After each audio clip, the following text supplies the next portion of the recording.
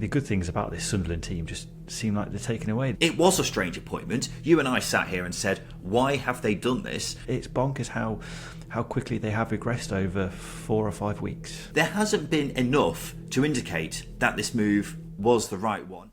Hello and welcome to the Second Tier podcast. I'm Ryan Dilks and I'm joined by the Mick Beale to my Ian Beale. It's Justin Peach. Good day to you, Ryan. Oh, Justin, how's it going? How's the weather back in sunny old England? Is it all right? I mean, here in Cyprus, it's just, 20 degrees. It's nice and calm. You don't need any more reasons as to why people should berate you and abuse you online. So, rubbing noses in it for the good folk of the UK isn't going to get you anywhere. And also, recycling content is also not going to get you anywhere, Ryan. We've used the Beale line already, so get some new fucking content, will you? Well, it's just prevalent, all right. And plus, there aren't any other notable members of the Beale family, as far as I'm aware. But I just feel like Peter Beale. Peter Beale Is he one? Yeah, he's one. I know there was Lucy, but she got killed off, didn't she? Did she? Oh, crikey, I'm behind. Peter Beale. Happened like 10 years ago. Yeah, I think Peter's one. Was he the kid? He was a child at some point, but now he's an adult. No, I think he may have been the one who killed Lucy. Oh God, I am behind. Spoiler alert: we should make that. This did happen 10 years ago, Justin. I'm not sure people are still working through the EastEnders episodes and wondering what happens in season 2014. Well, you never know. I'm an omnibus guy, and I'm on Omnibus. I'm clearly on Omnibus from 2013. Yeah, I'm 10 years behind. I'm getting there, and you've spoilt it for me. You've ruined my day. You're recycling content. You're rubbing my nose in it about the weather. God, this isn't great, is it? It's not great. I can only apologise, but spoiler alert for 2024, there may be a new addition to the Beale family when Mick Beale's out of work. Welcome to the number one championship podcast, the Second Tier. Thank you for joining us wherever you are. Yes, it's been another weekend of championship football, and there's been plenty for us to talk about. So we're going to definitely talk about Sunderland and Mick Beale, what's happening over there. We will unfortunately have to talk about the racist incident that's happened at the Coventry-Sheffield Wednesday game.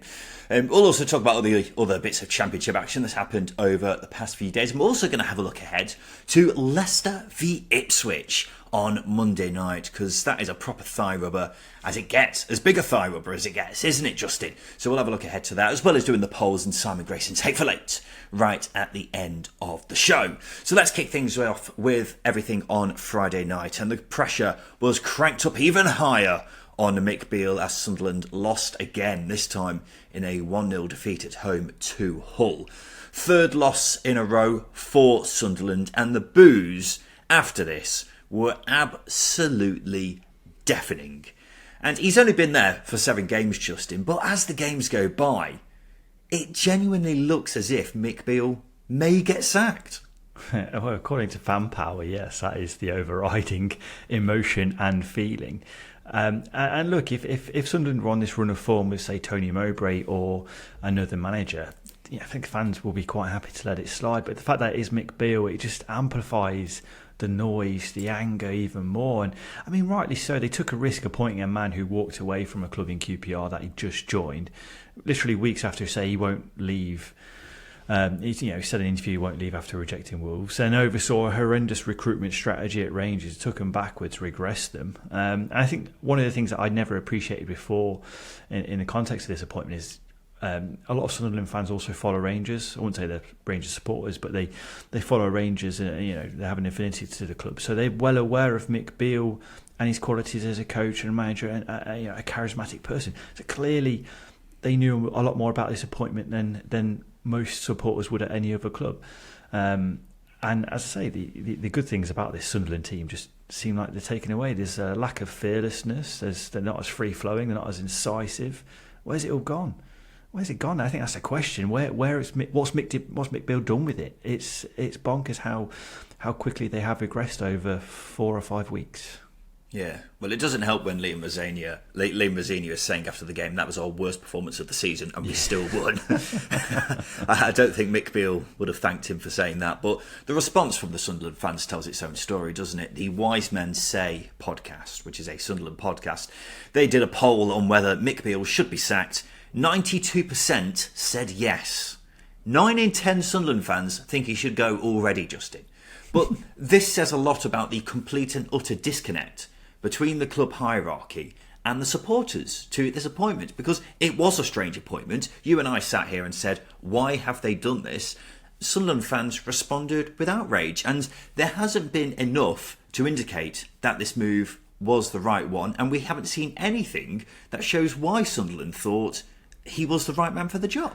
I think a good thing as well not a good thing actually, an important thing is something that may remedy this poor appointment is going out and getting a striker for this team that needs a striker. I'm not saying that Mick Beale should be defended, but you look at this Hull game, they did get behind Hull quite often. They just lacked a bit of presence, they lacked a bit of firepower in the final third, and maybe that's exactly what the team needs. But as I say, I'm not defending Mick Beale because I think he's regressed the side quite considerably, and that disconnect is a big thing for a passionate supporter base and Sunderland. They've, a lot of the fans stuck by the club as they dropped down into League One. They've had to go through a hell of a lot over the past 10 to 15 years, the supporters at up in Wearside, and for a club to almost muddy themselves so quickly at board level, literally within the space of 6 or 7 weeks, is quite astonishing. And they've undone, like we said it before, undone a lot of the hard work that they put in. And it's going to take a lot again to rekindle that. And maybe, just maybe, one of the first steps is removing Beale and just admitting, okay, this wasn't the right appointment, and going out and getting someone who's fit for this team, because it is bloody talented. Yeah, it is really talented, Justin. For me, it's one of the teams. It's one of the most individually talented teams that there is. It's exciting, isn't it? It's an exciting squad. It is. So play exciting football, Mick. Come on. Yeah, well, you've got Jack Clark, Dan Neil, Alex Pritchard, these players who are just so individually talented, and they should be, as a collective, doing a lot better than they are. But they're just simply not, and Mick Beale is clearly shown that he's not the man to get the best out of them. With regards to whether he should be sacked or not, I think you've got to look at it this way. Sunderland's goal this season was top 6 at the absolute minimum. And the chances of them doing it with Mick Beale in charge and the fans completely against him as a manager, they're now small. So while it would be obviously harsh to get rid of him after 7 games, I think they have to save their season, because it's much more likely to get worse before it gets better at this stage, isn't it? Well, that's the thing. You're in it. It's quite weird saying, you're in a mode of save the season. Yeah, that's the sort of position you've put yourselves in, but it's hard to see them break into the top 6 with Mick Beale unless something miraculous happens, i.e. he gets the fans on board quickly, the club recruits a striker, and the performances start to justify the players that they've got at the club. It just feels like Mick Beale's just not the right fit. Like, you can go out and get a young coach who's inexperienced at managerial level. You can go out and get someone like that, but they have to be the right fit. They have to play the right style of football, i.e. build on what Tony Mowbray left behind. I think the most important thing, Justin, is, though, getting a manager who the fans believe in. And that clearly isn't the case here, is it? Well, that's the point I was making. You've got to get a lot of things right. And one of the things you've got to get right is getting the fans on board. And that's not to say you have to go for a club legend or anything like that. Just don't go for a manager who has got recent history within the last 12 months of underwhelming and leaving a club in acrimonious circumstances. So I think that's the big thing there. And the club have really, really shot themselves in the foot in doing that. Yeah, especially when they've got rid of someone like Tony Mowbray, who was doing a good job. Wasn't by any means doing a bad job at all, was he? So when you do that, you have to get someone in who's an improvement, and Mick Beale has just never looked like that, has he? A word on Hull, Justin, a great result for them, even if Liam Rosenior admitted it was their worst performance of the season, just 2 shots all game, kind of backs it up.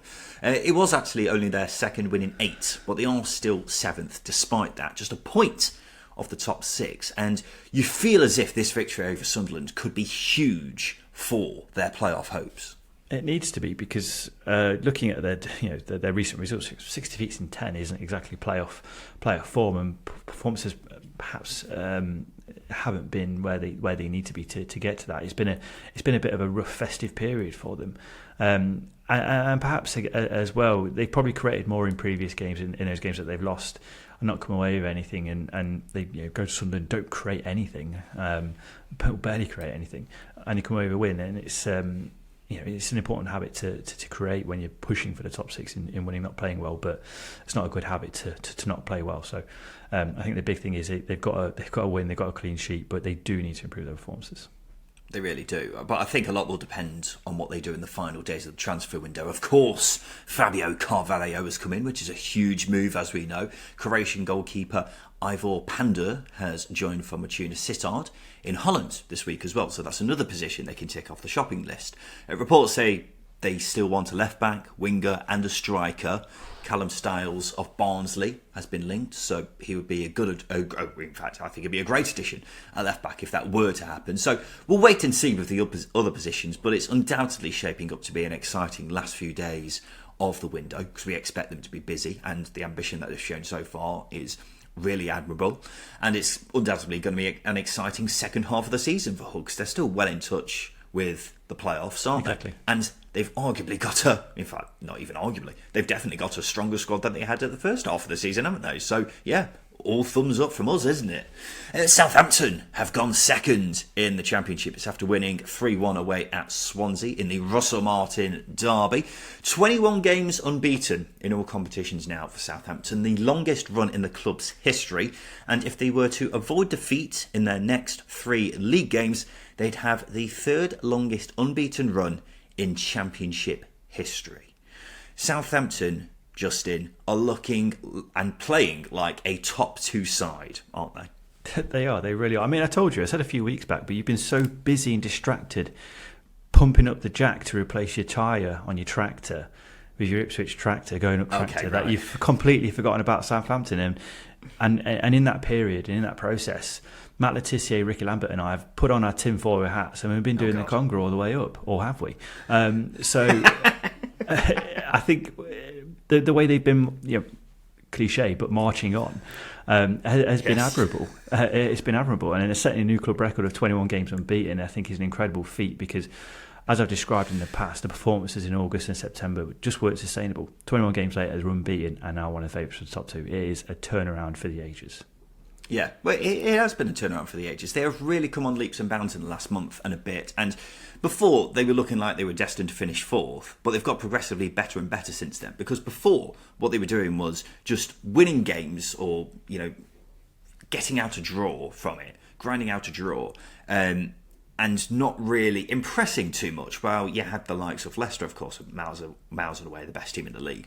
Ipswich and Leeds were putting in impressive performances week in, week out. Sure, Leeds had the odd performance here and there where they let themselves down, but, they had more stand-up performances than Southampton, whereas Southampton weren't really doing that. They were just getting results on the board steadily, and now it's looking like they're the team to beat in terms of getting that second place, because the first half against Swansea was one of the best performances I've seen from a team all season. Yeah. And the thing is with Saints, their success is mainly down to the collective playing well, because there haven't been too many standout performers there who you would pick out and say they've been better than the rest, bar perhaps Adam Armstrong and Cal Walker-Peters, who I am regretting leaving out of our halfway team of the season, by the way, now. But by and large, it's been a massive team effort. And what we're seeing is how we hoped the team would perform when Russell Martin came in. I mean, you had your doubts about him at Southampton, Justin, but now he's showing why he is such a highly rated coach, because they're playing great football and getting the results too. This is exactly what we hoped Southampton would look like this season. Well, I think that the first half performance against Swansea is exactly what I think many were expecting to happen straight away. And it's not been the case, but I mean, teams opened Southampton up too regularly earlier on in the season, and also Southampton were getting into the final third and not taking their chances when they needed to. That's completely changed. I mean, if it wasn't for Carl Rushworth, for example, in the Swansea goal in this game, it could have been 5 or 6-0 at half time. It was quite ludicrous the amount of times he had to be called upon to stop Southampton getting a goal, essentially. And I think Russell Martin deserves a lot of credit. I'm not going to admit I was wrong, because I was right at the time, because the performances back in August, September weren't sustainable. There was a lot of things wrong with the team. But like I said, it's a turnaround for the ages, and consistency in starting 11, the quality of individuals. I mean, Will Smallbone, for example, I wouldn't say looked hopeless at Stoke last season, but he didn't look like the player that he is this season. He's come on in leaps and bounds, and so too has Adam Armstrong. There's another player that we've talked about quite a lot. So, yeah, Russell Martin, he's really, he really deserves a lot of praise for what he's done. I will point out, you say you don't want to say that you were wrong, but back in July you did say you'd rather have Gary Rowett or Tony Mowbray in charge of your club than Russell Martin. What do you think about that? 100%. Because my club's going to be made up of big number 9s wanting to play 4-4-2. So naturally I'm going to want Tony Mowbray and Gary Rowett in charge. Okay. We play lump ball. Fine. The Derby way. It is just 3 wins in 14 league games for Swansea. It was only Luke Williams' second game in charge, so he can't be judged much off this showing. But the Swansea fans aren't happy with the club's owners. They were chanting for the American owners to get out of their club. And the sad irony here, Justin, is that Swansea fans were seeing something similar to what they could have had in the form of Russell Martin's Southampton. If he got a bit of backing while he was at Swansea, this is what Swansea fans could be enjoying right now, but he didn't get the backing, and now he's gone elsewhere, and they're left on their second manager of the season. I mean, you say backing; it's quite an expensive squad at Southampton, so I don't know who you're thinking. That's fair. I'm not saying Swansea should have broke the bank. I'm being facetious, but you are right. Hang on. Let me finish my point first. I'm not saying Swansea should have gone out there and broke the bank and spend the same level as Southampton, because that would just be ridiculous. But at the same time, over the last 3 seasons, Swansea have made around £30 million from selling players, and in that time they've spent around 12 million, and a large portion of that has not been spent very well, has it? No, that's the key thing. They've spent a large portion of that time as well, getting things sorted behind the scenes. There's been a lot of turnover in sort of chairman, executives. That was going to have an impact on the recruitment team and not the style of play, but the not sustainability either. But I guess the quality and resource that the recruitment team has, and as well the sort of markets they're batting in. And you go back to the Steve Cooper years; he did very well dealing with the squad that he had, because he didn't get to go out and freely spend. There was a lot of disagreements. I mean, Corley Woodrow was heavily linked with the club at that point. Club didn't go out and spend the money, and he ended up walking. And I think the reason why Russell Martin walked because he wasn't being backed. And again, the ironic thing is, similar to the irony that you mentioned, is Southampton and the board have probably been the most proactive they've been in the last 6 months than they have been in their entire tenure. They've gone out and spent money. They went out and took a risk on Michael Duff. Didn't work. They saw it wasn't going to work, and sacked him and brought in Luke Williams, who's more in keeping with the philosophy of the style of the club. So actually, I'm not defending the owners, but they have been more proactive in the last 6 months. But I feel like before the 6 months, that's where the damage has been done, because you see the success Russell Martin's having. Well, you say they've been out there and spending more, Justin, but what's the plan? What is the plan with this club going forward? I mean, you look at what they did in the summer. They spent £6 million on the likes of Jerry Yates, Josh Tymon and Mikhailo Kukurevich. But, I mean, none of them have had really any impact at all. And sure, a lot of the players some players who they brought in have done well this season. I'm looking at Carl Rushworth, even though he's been a bit shaky over the past month and a bit. But, I don't understand what the plan is for Swansea getting in the right direction again. I mean, a good start would have been backing Russell Martin, but they never seemed convinced by him. And now he's making them look very silly, because this is how Swansea could have been. Obviously not, second place with the squad that he's got at his disposal now, but it could have been a lot better than it is now. It's a here's what you could have had moment, isn't it? For success that Russell Martin's having. To a degree, it is, but they could have had something that's kind of resembles that. Yeah. But now they've got their second manager of the season, the fans frustrated at the owners, telling them to get out of the club. And, I mean, they're by no means the worst-run club in the Championship, but I just don't see what the plan is for Swansea in the long term, because there just doesn't seem to be any plan. Well, Southampton, they're second after their victory over Swansea, and Leeds kept their pressure on them with a 2-1 win at home to Preston. A 94th minute penalty from Joel Pirro. It was given for a handball by Ryan Ledson. Any complaints about that, Justin? No, it's definitely a handball. It's unlucky for Ryan Ledson, but it's definitely a handball. Yeah, it's only brushed his arm, hasn't it? And I think when it's that late in the game, you've got to be absolutely sure about it. But it was handball, wasn't it? Especially with the modern day handball rules. So Leeds stay fourth, 4 points off Southampton. Another team going very well in their hunt for promotion is Coventry City, who made it 27 points from an available 36 after beating Sheffield Wednesday 2-1. That should be the story here, Coventry's remarkable form, but unfortunately it's not, after Coventry's Casey Palmer was racially abused by a fan. The game was paused after he reported the abuse to the referee. Both Coventry and Sheffield Wednesday have condemned the incident, with Wednesday saying the culprit will face the strongest possible sanctions. Palmer himself tweeted on Saturday night to say he's black and proud and racism has no place in the world. Justin, an appalling incident, and embarrassing that it's still happening in this day and age. It really is. I think the more disappointing thing as well, or to further that disappointment, is I've seen so many comments, or too many comments, suggesting Palmer was provoking the crowd.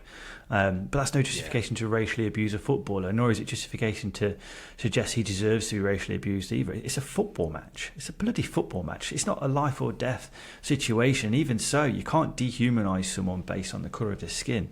And unfortunately, it casts a very dark shadow on the game, the championship, and the club involved. It's so frustrating that it's still happening.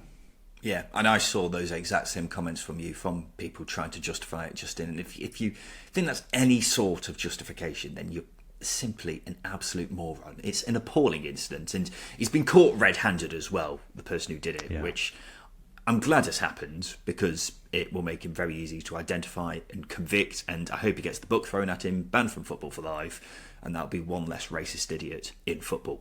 But on the game itself, Ben Sheaf scored both of Coventry's goals. Not a regular goal scorer by any means, but you wouldn't have guessed it based off his first goal, because that was superb, Justin. Yeah, I was watching Soccer Saturdays. The goals were coming in, and the way, I think it was Rob McAnally was describing it, was just extraordinary. Rob McAnally? Rob McAnally. What's Alan his name? McAnally. Alan, who's Rob McAnally? No one's Rob McAnally. No one's made Rob that name McAnally. up. I should know this. Playing FIFA for years and him interrupting the games, saying someone's been injured. But anyway, Alan McAnally, the way he was describing it was pure class, and I'm glad he did, because it was like poetry. And then watching the goal back was like poetry. He went full Jake Livermore as well, Ben Sheaf, in that. Doesn't score very often, but then just pulls a pelter out of absolutely nowhere. It's incredible. But he's a class midfielder. You don't put him in the category of goal scorer. But my God, that turn and the accuracy of the finish, you wouldn't have guessed it. It was incredible. Yeah. Well, for me, he's the best all-round midfielder in the division. No one else comes close. And, I'm glad that he has scored these 2 goals, because it certainly makes it gives us a platform to shed some light on him, even though we've done it on plenty of times this season. Because I don't think, even if we have done it loads of times this season, I don't think it's enough, because no one else comes close when it comes to all-round midfielders in the division. In fact, I think only Kiernan Dewsbury Hall is ahead of him right now in terms of the best midfielders in the division. And, Dewsbury Hall shouldn't really be in the Championship in the first place, but honestly, that is how high I rate him, because when it comes to winning the ball, he's Premier League. When it comes to playing the ball, he's Premier League. He is just exceptional. But what about scoring goals? Well, scoring goals as well. He's just shown it here, Justin. That's what he's capable of doing as well. But he is just exceptional. And if Coventry do get to the Premier League, which, by the way, is looking more and more of a possibility as the weeks go by, they will not have to worry about getting someone to play in Sheaf's position, because he's a ready-made Premier League player, and it honestly does astonish me that there hasn't been more interest in his services. Yeah, Ben Sheaf unsheathed. There we go. What does that mean? I don't know. I just wanted to say it because it felt like, because he's released the shackles of himself. He's scoring goals and he's unsheathed. He's doing what he needs to do. Okay. Well, I'll take your word for it on that. Before we take a break, Justin, what did you make of Troy Deeney's comments after his sacking at Forest Green? Of course, it didn't go too well for him there, but he said, "They told me it was because of results. I have trouble believing that. I feel, to a certain extent, I've been used for my contacts and pulling power." Quick reminder that Forest Green failed to win in any of his 6 games in charge, but yeah, maybe he was just used, Justin. What do you think? Oh yeah, used and abused and sacked. Oh yeah, it's not because you called out Fankati Darbo for absolutely no reason on an interview. It's not because you've been banned for 4 games for abusing match officials. You're a tosser, Troy Deeney. You've got an ego. You've got an ego bigger than anyone in world football, and it's not justified either. Who did he compare himself to earlier on in the season? Who was Harry Kane, wasn't it? Yeah, of course. Because Harry Kane, has Harry Kane got a better first touch than him when two players are on his back? No, of course not. Is he a better headerer than Troy Deeney? No, of course he's not, Justin. So what's your point? What is my point? Yeah, I've been rumbled here, and so too has Troy Deeney. You fucking fraud. Honestly, the man should not be managing a football club ever again. With words like that, have some self-awareness. You failed. Take your tonic. Learn from it. Go again. Don't blame the football club. The football club's not going to put their future at risk, are they? For 6 games to get a few players in to then sack you. Think about it, Troy. Think about it. It's a very good point. I don't know what's warranted Troy Deeney having this kind of ego all of a sudden, but the man just needs to stay away from a microphone for a while, doesn't he? Because he gets himself in some proper dodgy situations. Like, the Fancality Darbo thing. Have we even spoken about it just now? I don't think we have. But we haven't. It was horrendous. That was a shameful thing to do for a manager, especially for someone who, I imagine, the player's confidence must be pretty low after the past 8 months or so that he's had. So for him to go out and do that and just hang him out to dry, properly throw him under the bus is absolutely shameful. So will we ever see him in a dugout again? I'm not sure. Maybe we will at a very low level, but it certainly won't be in the EFL anytime soon, will it? No, I hope not. There's nothing to justify his ego, not even at managerial level, because he's not done anything, and he's not done anything at a playing level since 4 or 5 years now, because he's had injury problems and he's not been scoring goals. He just hits penalties really hard. That's it. That's what Harry Kane doesn't have on him. He can't hit penalties as hard as Troy. There you go, Troy. There's your ego. Piss off. Okay then, well, let's take a quick break, shall we? After that, we'll talk about Middlesbrough and Rotherham's 1-1 draw, and also we'll have a chat about Errol Bullock's comments at Cardiff. Welcome back to the Second Tier podcast, and it's now time for us to check out how our second tier multiple with SBK got on, which included our game of the week, as well as Justin and I's 2 bankers from Friday. We went with Leeds to beat Preston, Middlesbrough to beat Rotherham, and Stoke v Birmingham to beat a draw. So didn't go very well at all. Very nearly was an absolute nightmare on our behalf, with no selections coming in until Leeds bailed us out with that Joel Pirro penalty right at the death. But we'll be back again as the season goes on with more multiples in our preview shows with SBK as the season goes on. So stay tuned for that. Let's talk about one of those games that let us down right now. Middlesbrough 1, Rotherham 1 in 2 games against Rotherham this season. Middlesbrough have drawn 1-1 and lost 1-0. Across those 2 games, Middlesbrough have had 35 shots, scored 1 goal. Rotherham have had 3 shots on target and scored 2. And they have really shit the bed in those 2 games, haven't they? They really have. I think Liam Richardson's just sat in his, tower just with a Dick Dastardly moustache going, if I'm going to do anything this season getting relegated, is I'm going to ruin a season for another club. And my God, has he managed to do his best to do that with Borough. It's quite impressive, actually, those stats, because I think saying that Borough shit the bed, I think it's quite harsh, because owing to issues of Borough converting chances, it's more so to do with that than it is Rotherham being the problem. It just so happens it comes against Rotherham. The fact that I was completely unaware of, I should have been aware of it. Borough have just scored 15 goals at home, for example, this season. It's the joint third lowest in the division with Huddersfield and Sheffield Wednesday. But creating's not a problem. You look at their XG, if you like a bit of XG, they're the 8th most creative team in the division at home. So for me, it's just what happens when you don't replace 2 prolific forwards in Chubrak, Pom and Cameron Archer, that you don't convert chances.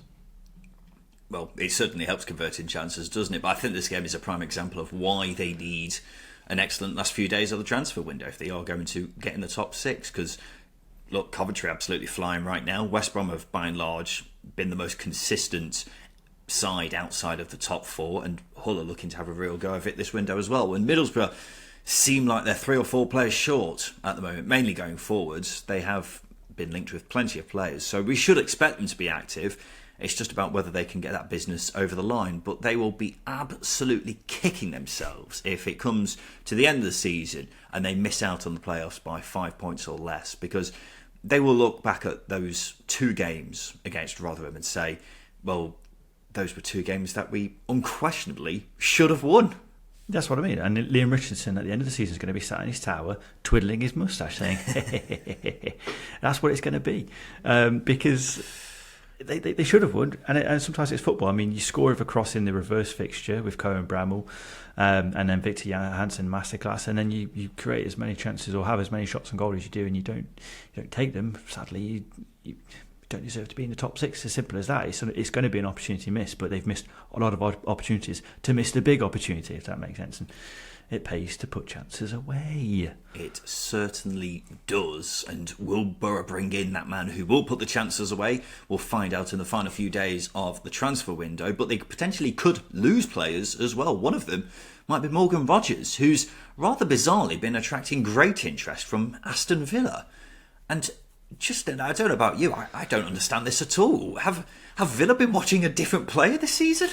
I think you're being quite harsh on him, to be honest with you. He's got 14 goal contributions in all competitions this season, which is actually quite an impressive return for someone who still is quite a rough diamond for me. He's 21 years old, and don't get me wrong, he's not pulled up trees this season, so it is a surprise to see one of the title chasers come in for him, shall we say. Well, that's what I mean, Justin. If you were Aston Villa, or if you were any Premier League club, for example, would you sign Morgan Rogers?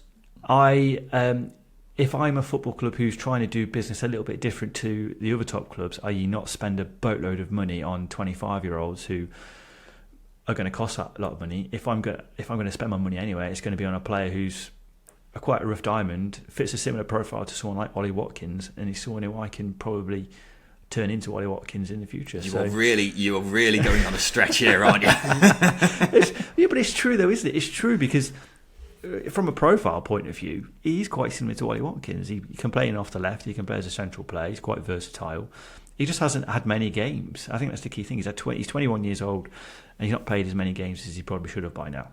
So we don't know if he is that good or not. But look, if Villa want to spend £11 million on him, which is a touted fee, then let them.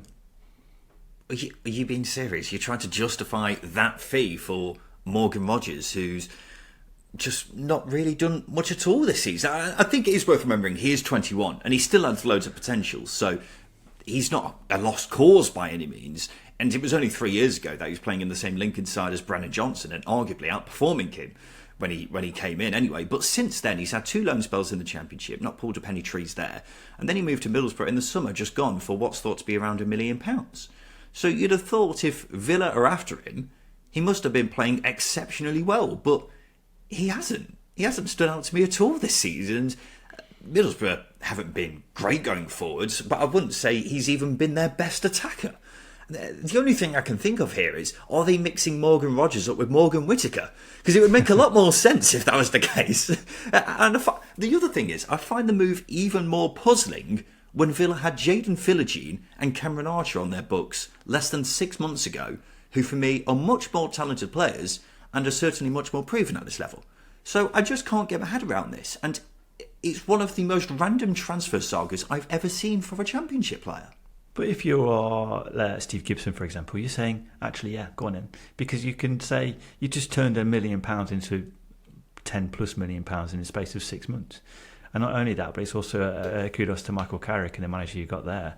Because when it comes to maybe another club poaching him, you can say this is what he does, pay us a bit more compensation. I think it's great business for Middlesbrough, and you will agree. I'm not saying it's not great business for Middlesbrough. If I was Middlesbrough, I'd be ripping Villa's hand off.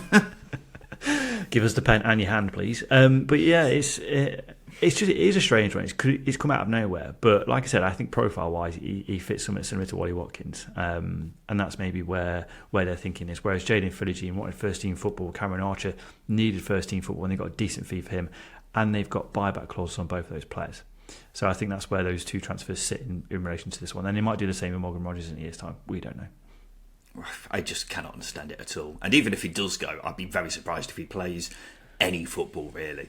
It'll probably be back on loan again to a Championship club if he does go. But yeah, I'm certainly surprised about the fee as well, because that's made my eyes fall out of my head.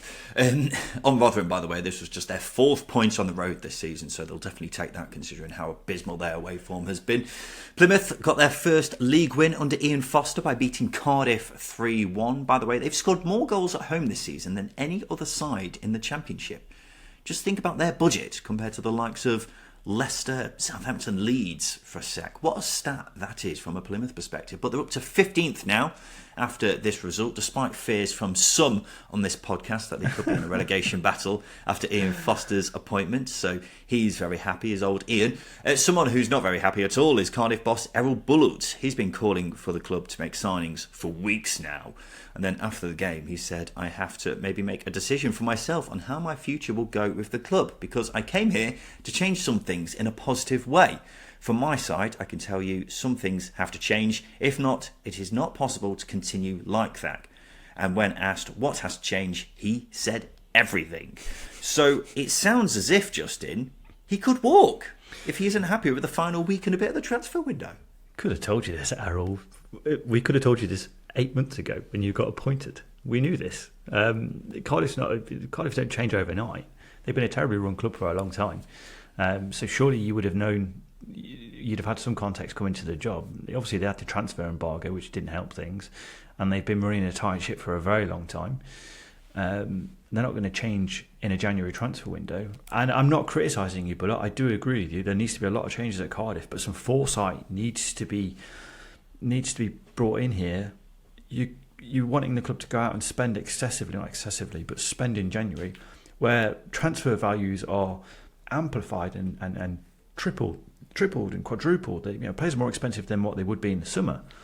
It's just not sustainable. You've got to have some realism about it, and you've got to do better with your squad, because at the minute you've lost 8 in 14, won 4 of those games in the 14 as well. Results haven't been good enough, performances haven't been good enough. You need to be doing better with what you've got, but the club also does need to back you. But it's not going to happen overnight. Simple. I appreciate you talking directly to Errol Bullard himself as if he's listening to the podcast. He's a firm listener. We know this. Is he? I shouldn't mislead people. We don't know this. We don't know if he's a firm listener, but he could be. He needs context on the Championship, so why not listen to the biggest Championship show in the country? Well, I just appreciate it that you're speaking to him like he's on the podcast right now. Instead, it's like you were talking to Errol Bullard. I wouldn't say it to him either. I think that's the key thing. If he was here, I would not be saying this. I'm a pussycat. Anyway, carry on. But look, he has done a great job so far, much better than I ever expected. But for me, the squad isn't very strong, so I do get his frustration. It clearly needs additions, particularly going forwards, and Bullett's made that very clear. So we've seen more players leave than actually come in at Cardiff. So it's no wonder that he's frustrated. I think that is understandable. And I imagine they will bring players in some form before the window closes. But it depends how much is he asking for here. That's the question, isn't it? So it'll be very interesting to see how this all pans out. As things stand, they're only 5 points ahead of 20th. So it could be a very slippery slope if this all goes wrong, if they don't do enough business before the end of the window and Bullet walks. It's not out of the question. I mean, he's coming across as very outspoken, and he's very outspoken. He's a very passionate guy, and I think that's great, because I think Cardiff fans needed that in a manager, because Sabri Lamouchi was good at that. The Christmas just risen with appointments that they've made over the past few years. Neil Harris didn't really have it. Steve Morrison was a bit, so too was Mark Hudson, and Lamouchi bedded that in, and Bullett's come in and really sort of inspired the supporters, which is what you need. But unfortunately, as we well know, the club is poorly run, and if things don't change at the top, like Bullet is suggesting, then they could be in a relegation battle next season, because that is the trend of clubs who aren't run successfully or even moderately adequately. That is the trend that they go. They trend downwards. We've seen it at QPR, we've seen it at Reading, we've seen it at Derby. They trend downwards. Big changes needed. QPR got their first win in 9 games by beating Millwall 2-0, a huge victory for Rangers. They've got the Marty party back on track by playing some Backstreet Boys. Never fails to get the party going again, does it? But they badly needed this, didn't they? Because there wasn't much inspiration to be had, was there? It was looking like things were, really flatlining for QPR. If we're talking about inspiration, Steve Cook and Jake Clark-Salter defensively, they were inspirations. The way they defended at times was exceptional. So too Reggie Connon. I mean, the moment he cleared the ball off the line at some point in the game was exceptional. And it's a sort of performance and manner of performance that really does inspire supporters, because the mood I saw on social media yesterday was incredible. It's such a vast turnaround to what has been the case over the last few weeks. So, credit to Martin Cifuentes for doing that as well. Credit to him for playing Lyndon Dykes in midfield as well. A bit like Joel Linden, if you like. Let's go with that. Joel Linden, there we go. Well, considering they had only won 2 points from their previous 7 league games, it's surprising that this result was actually fairly comfortable. Apart from the, clearance off the line, Millwall didn't offer much at all. So it was really quite reminiscent of how QPR were playing during their good start under Cifuentes. So it's a huge 3 points in many ways, particularly because if they win their next game, they'll climb out at the bottom 3. Wow. And that's because they're playing Huddersfield next weekend, which is a gigantic game, isn't it? So heading into there after a win will do them the world of good, because it was looking pretty bad up until this weekend. And now they are just potentially one game away from being outside of the bottom 3, which would be one hell of a turn for the books. I mean, still a long way to go in the season, but it was looking pretty bad for QPR, wasn't it? So that'll be quite the turnaround in such a short amount of time, won't it? And the final game we'll discuss from this past weekend, Justin, is Bristol City 1, Watford 1. Not a huge amount to write home here, but Scott Twine scoring on his debut, that was nice for him. However, that moment was hijacked by Watford goalkeeper Ben Hamer's slapstick comedy dive. What was he doing, Justin? It's like it reminded me of pro clubs back in the day on FIFA, didn't it? Where you're trying to control the keeper and you've got no idea what you're doing. I mean, fair play to him; he's been fantastic for Watford over the past few weeks. But it's hard to. It's like a fish trying to jump into a net. I'm not trying to avoid jumping into a net and inadvertently jump into a net. It's hard to describe what he was doing, why he was doing it, what his motivation was, because it's just odd. It was just odd. It was so strange, wasn't it? But so funny at the same time. It was like, it reminded me of how goalkeepers dive in terrible films about football. Yeah. How they never have the technique right, do these goalkeepers. But that was a good example of how they usually do it. And then I watched it in slow motion as well. The ball is miles over the line by the time he starts diving. So I just have no idea what he was thinking. It was like your internet connection, Justin. It was just so delayed. It was horrendous. Ben Hamer never gives up, but you can't hold that against him. He never gives up. So let's not criticise him too much. He showed more character than many a team in this division this season. Okay, well, that's one way of looking at it, I suppose. As you mentioned previously, Justin, I did used to play in goal when I was a goalkeeper, and I always got taught that even if you think you've got no chance of saving a shot that's going in, you've got to dive anyway, just to, show that you've made an attempt. And I feel like Ben Hamer took that to the next level, because at no point was he ever getting that ball, because as previously stated, it was quite a way over the line, but when he starts making the attempt to dive. But I appreciated it anyway, and it's given us a nice bit of comedy for the weekend, hasn't it? The final championship match of this game week is a huge one.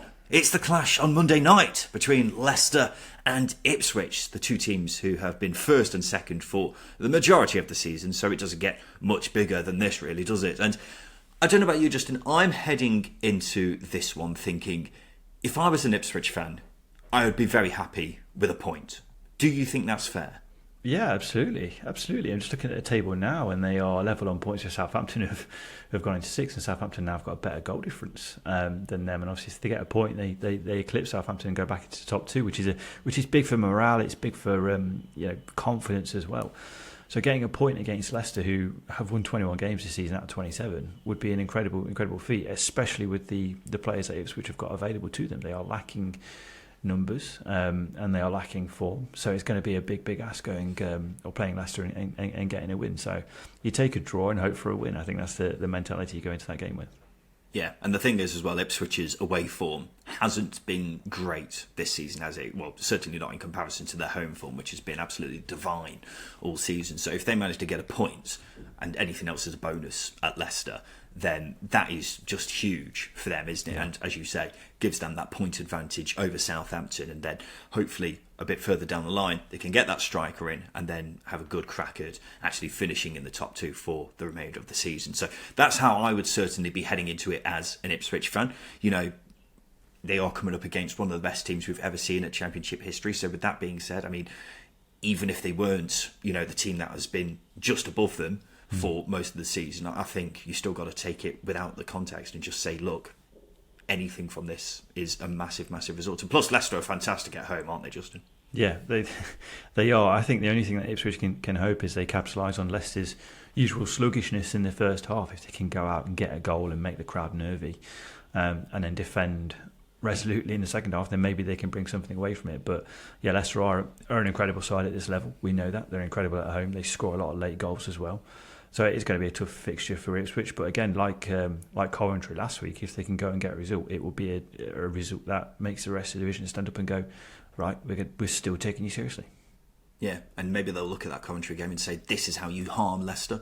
But I think from an Ipswich perspective now, at one point they may have been looking at Leicester's results and keeping an eye on them to see how that helps with their promotion battle. But I think at this point Ipswich just have to cast Leicester aside and admit that they're too far out of reach and just try and match punches with Southampton and just do what they can in that respect. So if they manage to get a point here, that leaves them a point ahead, and that's a very good position for Ipswich to be in at this point of the season, isn't it? Justin, let's do the polls. This is the part of the show where we give the listeners 3 questions on Twitter because we want to get their thoughts on everything to do with the Championship. So the first question we asked was this: should Sunderland give up on Mick Beale already? Yes or no?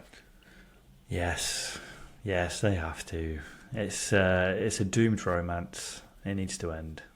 Yeah, it's only 7 games in, but you just get the sense that it's much more likely to get worse than better, isn't it? So, yeah, I would also agree. It seems harsh, but the fans aren't on board, are they? And it's going to be very hard to turn that ship around.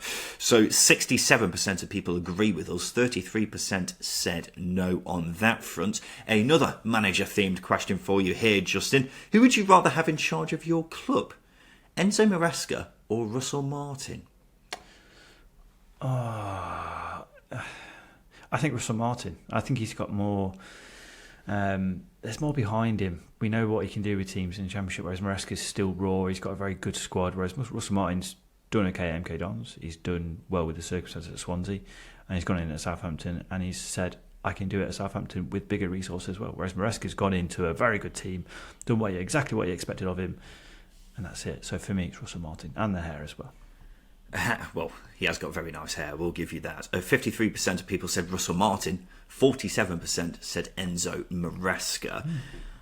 I will say that even though, admittedly, that Leicester squad is ridiculously talented and probably one of the best we've ever seen at this level, for them to still be winning the league at a canter like they are, I think deserves a lot of credit. So I would probably just go for Maresca, but it's hard to say at this stage, isn't it? Because it's Maresca's first season as a manager. Well, first season in this country as a manager. He was at Palermo before, wasn't he? But I would maybe just go for Maresca based off how well he's got this Leicester team playing this season. Takes a good manager to knit it all together, doesn't it, Justin? And the final question is this: do you like cats? Yes or no? I don't like them. I don't dislike them. I'm indifferent on cats. I'm a dog guy. I got a dog. Fine. I don't have cats. It's they're just cats, aren't they? You know what I mean? They're just cats. That is absolutely fine, Justin. They are just cats. 51% of people said no. 49% said yes. So a close one. The reason I asked that is because in Cyprus they've got a major stray cat problem.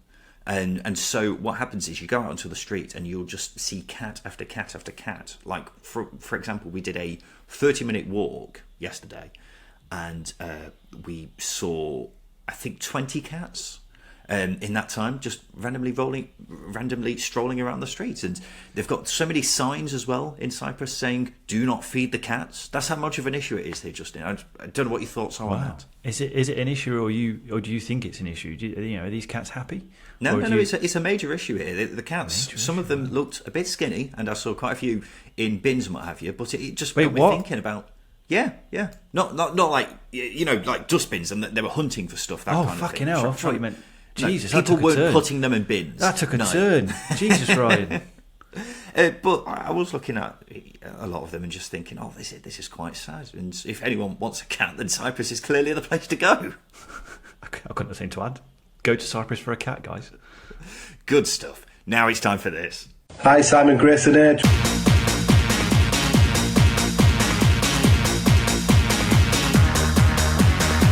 Yes, it's time for Simon Grayson's Hateful 8. So I'm going to ask Justin to name 8 of a certain subject. All he's got to do is name all 8. So, for example, if I would say name Steve Bruce's last 8 clubs, and he would say Villa, that's 1 down. Then Newcastle, that's another down. But if Justin were to then say Weymouth, he would lose a life. So all he needs to do is give me all 8 answers without losing all of his lives. And you can get involved in the fun by sending in your Hateful 8s for either Justin and I to answer. Send them into secondtierpod@gmail.com and you could get a shout out the next time we do a Hateful 8. Alternatively, just play along at home and let us know how many you get. This one is by someone called Johnny, who actually sent this in a few days ago. But I feel like it's even more, prevalent after this week's events. Because as you may recall, Emilio Nsue scored the first hat-trick of the African Cup of Nations in 16 years. Still sounds obscene to be saying that, but he was of course best known for being part of that promotion-winning Middlesbrough side of 2015-16. So Johnny has asked Justin, can you name for me the 8 players who made the most league appearances in that side? I'm going to give you 3 lives on this one because it is a tricky one, but go ahead. Can you name for me the 8 players who made the most league appearances in that side? In what side, sorry? The 2015-16 Middlesbrough promotion winning side. Think Aitor Karanka and all that lot. Aitor Karanka. Dimi Konstantopoulos. Absolutely correct. He played every game that season for Middlesbrough, so is top of this list. And that is 1 down. Georgie Friend. Georgie Friend is 7th on this list, so he's only just snuck on, Justin. Yeah, he only cost £100,000, proved to be an excellent bit of business, but yeah, he made the 7th most appearances that season. So you have 6 to go, 3 lives remaining. Trying to think who they signed. They signed Dave Nugent, didn't they? And he only scored about 8 goals, but I think he was used quite often because that's what Dave Nugent does. So I'm going to say Dave Nugent. Dave Nugent, it's good, but it's not good enough, I'm afraid. Dave Nugent was 9th in the players who made the most league appearances in that side. He finished as top scorer that season, only got 8, but he was 2 appearances short of making this list. So that is 1 life down. 6 names to go, Justin. Grant Ledbetter. Grant Ledbetter. Yes, he is 5th on this list. A brilliant player was old Ledbetter. So that is correct. You've got 5 players remaining, Justin. 2 lives left. Ben Gibson. Ben Gibson is good. It's very good, ladies and gentlemen. He is 8th on this list, so you've just snuck on, Justin. Middlesbrough born and bred. 8th most appearances in that 2015-16 promotion winning side. So you're halfway there. 2 lives remaining. It's looking all right for you, Justin, at the moment. I can't think who played centre half with him. He's going to bug me now. I want to say I don't think Adam Forshaw was the other central midfielder. I think it was Adam Clayton. So I'm going to say Adam Clayton. Adam Clayton is correct. He is 3rd on this list. Only missed 3 games that season. So that is correct. So you have 3 left, Justin. When was Patrick Bamford there? It wasn't that season because he'd have finished top goal scorer. So I think it was a season before. So I'm not going to say Bamford. Albert Adoma.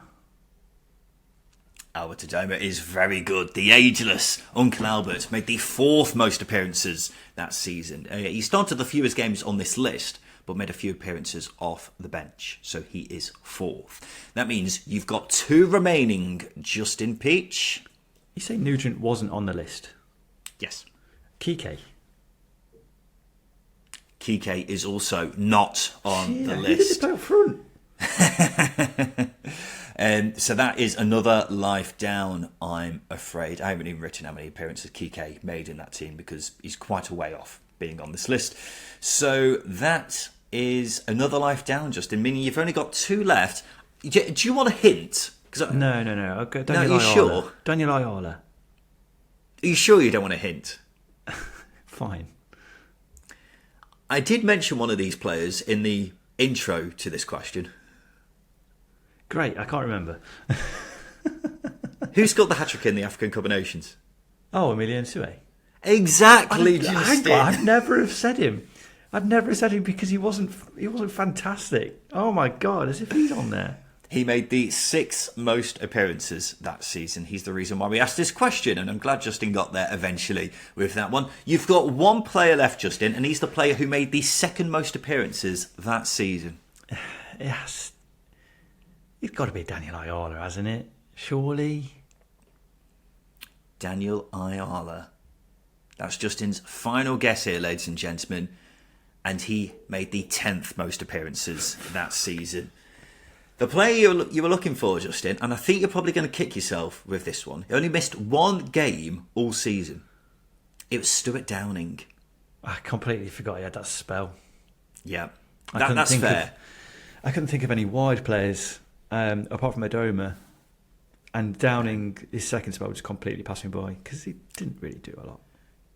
He was very good, wasn't he? But he wasn't maybe playing as well as he was in the crank. You'd expect Stuart Downing to do. Yeah, he was in that crank side, and they weren't exactly swashbuckling, were they? They were very defensive, very, very defensive. Yeah, they were. I'll let you off for that. But unfortunately, Justin, you've fallen foul to Simon Grayson's hateful eight. You need to scratch up a bit more on your Middlesbrough promotion winning sides. So that's a bit of homework for you in the future. But there we go, ladies and gentlemen. That's been Simon Grayson's hateful eight. This has been the Second Tier Podcast. And we'll be back again on Thursday for our usual midweek episode where we'll be reviewing 2 games in the Championship. That's Leicester v Ipswich on Monday night, as well as Leeds v Norwich on Wednesday night. So that is coming up, and we'll also, of course, do any transfer business which has happened over the coming days. So we look forward to seeing you then. But this has been the Second Tier Podcast. I have been Ryan Dilks. I have been Justin Peach. And a big thank you for listening.